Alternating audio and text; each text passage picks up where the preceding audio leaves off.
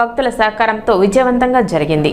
కార్యక్రమంలో సుమారు 500 మందికి అన్న సంతర్పణ నిర్వహించారు. కార్యక్రమాన్ని శ్రీకాకుళం లక్ష్మీనారాయణ అరుణ దంపతుల ఆధ్వర్యంలో వాసవి క్లబ్ కైలాసగిరి PNT సభ్యులు మరియు ముత్యాల నాగశంకరయ్య, సోమరవతు సత్యనారాయణ, తాడిగొండ మోహన్ రావు, గుగ్గిలం లక్ష్మీ నరసింహారావు, మాదల పూర్ణచంద్రరావు, గట్ట నాగసుధాకర్, చుండూరు రవి, వీరమల్లు మల్లిక్, జాస్తి మోహన్ రావు, కోట అక్కేశ్వరరావు, నన్నపనేని రాంబాబు, శ్రీశైల భక్త సేవా సమితి సభ్యులు పాల్గొని ఘనంగా నిర్వహించారు.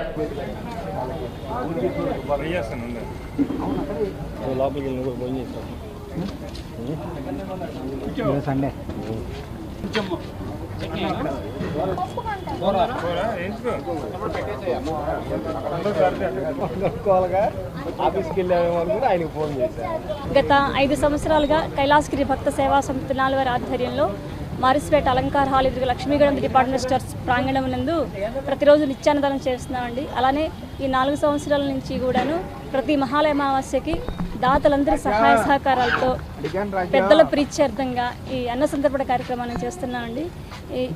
ఈ పెద్దల యొక్క వారి ప్రీతి చెందాలని ఉద్దేశంతో చేసి ఈ అన్నదానం వల్ల వాళ్ళందరూ ప్రీతి చెంది వాళ్ళ పిల్లలందరూ ఆశీర్వదిస్తారనే ఆ భావంతోనే మనం చేస్తున్నామండి. ఇది 1999లో నేను తన వివాహం ఆడాను. ఆ వివాహం ఆడిన మొదలు కైలాసగిరి క్షేత్రాన్ని వాయువేగాల అభివృద్ధి చేస్తూ ప్రగతి పథంలో ముందుకు నడుస్తున్నాము.